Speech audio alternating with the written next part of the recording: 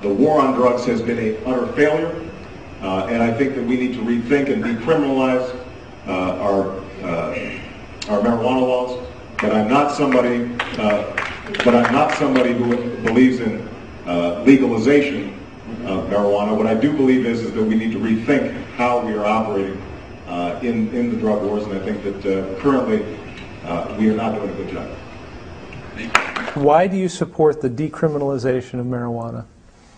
Why support the criminalization of marijuana is the better question. I mean, this is a substance that grows in a natural way, and some people use it for different reasons. In a free country, you ought to have the right to do that.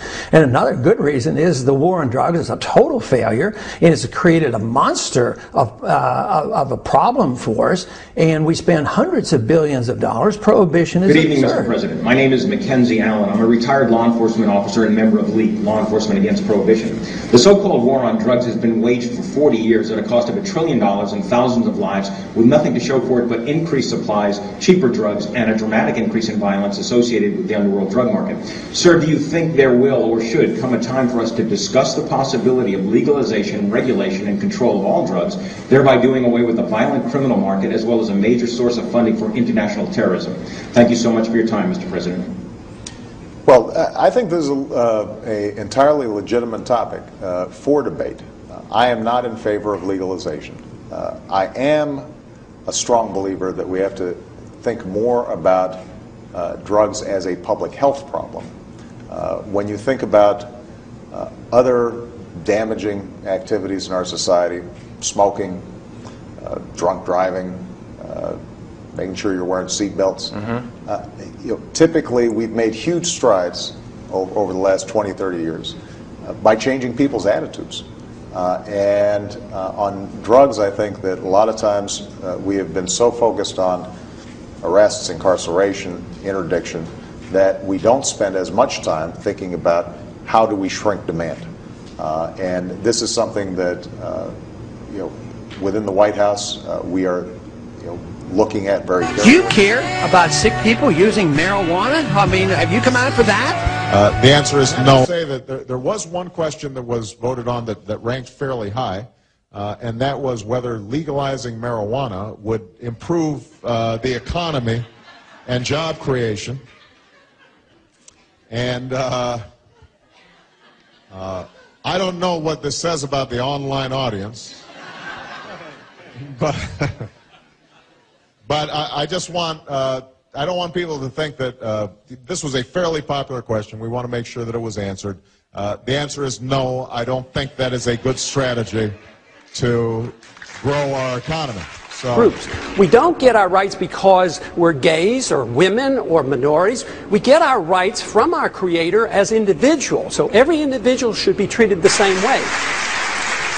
A system designed to protect individual liberty will have no punishments for any group and no privileges. Today, I think inner city folks and minorities are punished unfairly in the war on drugs. For instance, blacks make up 14% of those who use drugs, yet 36% of those arrested are blacks, and it ends up that 63% of those who finally end up in prison are blacks. This has to change. We don't have to have more courts and more prisons. We need to repeal the whole war on drugs. It isn't working. We have already spent over $400 billion since the early 70s, and it's a wasted money. Prohibition didn't work. Prohibition on drugs doesn't work. So we need to come to our senses, and absolutely, it's a disease. We don't treat alcoholics like this. This is a disease, and we should orient ourselves to this. That is one way you could have equal justice under the law. Thank you, Congressman. Okay, Stephen Baldwin, hi. You're against legalizing marijuana. Why? Well, it's a little bit ironic. I could see why Jimmy wanted to rush out of there so quickly. Here you're looking at an actor that has starred in two very popular marijuana films, Half-Baked and Biodome. And, here I am bringing a faith-based conservative perspective to this issue. And, obviously, Joy, there's a lot of common sense that needs to be included in this conversation. It's a very simple reality. marijuana leads to doing worse things. That's just a fact. I don't care what anybody says, what the debate is. When you smoke marijuana at a young age, it'll usually lead to alcohol abuse and harder drugs. So right there, I mean, that's one reason why it should not be legalized. We've heard that for years, that it's a gateway drug. What do you say to that, Congressman Paul? Well, I think that's silly. Probably the most addictive drug in the country, in the world, is nicotine. And nobody talks about nicotine being a gateway drug. So there's no sense to that. And besides, it's not nearly as addictive as alcohol. So if you're a consistent person and you think the government should be regulating personal behavior, you have to be for prohibition of alcohol. And when you look back and throughout history and what happened to that, that was a total disaster. It created the Al Capones. And right now today, there's so much violence today, not because people use drugs, but because they're illegal. That's why, you know, the people who benefit the most by all these laws, these are the drug cartels. They lobby to keep these laws in place because they can't exist without them. You don't have the Al Capones now because you don't have prohibition of alcohol. Prohibition is what is bad. And this does not mean we endorse personal behavior that is not beneficial. It just means who regulates personal behavior, and it shouldn't be the state. There's no benefits to it. It's just like regulating church behavior or religious behavior of any sort. So I see no purpose in doing this. Okay, Stephen, we'll get back to you when we return. Okay, more Baldwin versus Paul. But I think this is a typical example of trying to fix a problem that we invite upon ourselves. In economics, I adhere to the position that once you want to do good in the economy, and with all the best motivations, we do things and we create new problems, then we have to go back. And if you get 2 new problems for every intervention, then you're constantly writing laws. Well, in social policy, I believe the same thing. It was trying to improve social policy with crack cocaine. There was no malevolence on this. It was designed to help people, especially the minorities that were using crack cocaine over powder cocaine, and they thought this was terrible. And it turned out that it backfired. It actually hurt minorities. It didn't help them. And here we're trying to correct this disparity.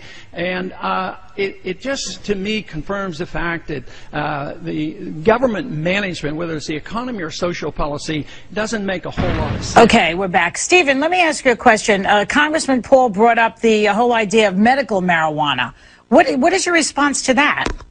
People have glaucoma, they're nauseous from anti-cancer drugs. What do you say to that?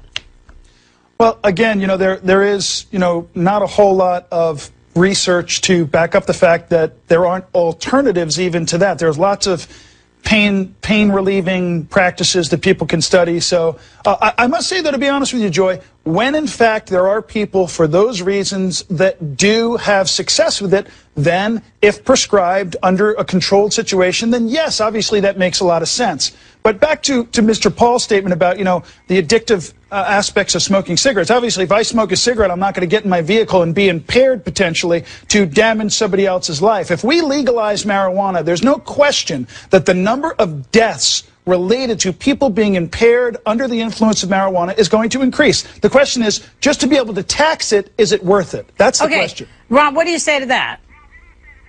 Well, I understand there's a few people who smoke marijuana already. And how many times have you seen somebody arrested for driving under the influence of marijuana? I mean, I've never even heard of it. Driving under the influence of alcohol, that is dangerous.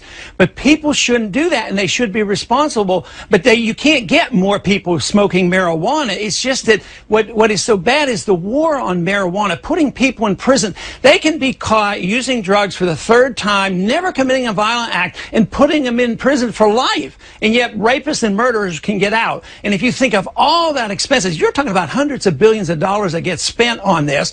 And people usually who get sent to prison for nonviolent drug use come out as violent criminals. So it makes no sense at all to pursue this method, because marijuana is not going to increase car accidents. Let me tell you, that is not the case. I would think that it's hard to detect if you're high on marijuana when you're pulled over by the police. There's no breathalyzer test. So how would we know what effect it has? Well, Go ahead, Ron. Go ahead, Mr. Paul. Go ahead, Ron. Well, that's a possibility, but even under today's circumstances, nobody gets arrested for it. And the alcohol is the real culprit and the real problem, and yet we have people in Washington, D.C. who drink a lot of alcohol, let me tell you, because of political reasons. They're scared to death to vote to legalize the growing of hemp. Hemp has nothing to do with smoking marijuana. And because of this obsession on the drug war, we can't grow hemp in this country. We send the hemp growing up to Canada, then we buy the products that we make from hemp. So we export our jobs to Canada. Hemp is a good product that we prohibit from being used, and it was legal up until even after World War II. We were allowed to raise hemp in this country. This is how hysterical this war on drugs has gotten. So the sooner we come to this realization, someday, actually, I'm optimistic about this. I think this country is going to wake up like they did in the 30s and say, hey, you know, prohibition didn't work. Alcohol's a horror. It's made things worse. It's caused a lot of crime and a lot of violence. It's about time we just do this. Get rid of the prohibition. Let the regulation go back to the state. Regulate it like alcohol. And with the real regulation come from the individual and also from the family and the parents and the community. That's what prevents drug use, not some federal thug coming in with guns and arresting some kid and throwing him in prison for life. That makes no sense whatsoever.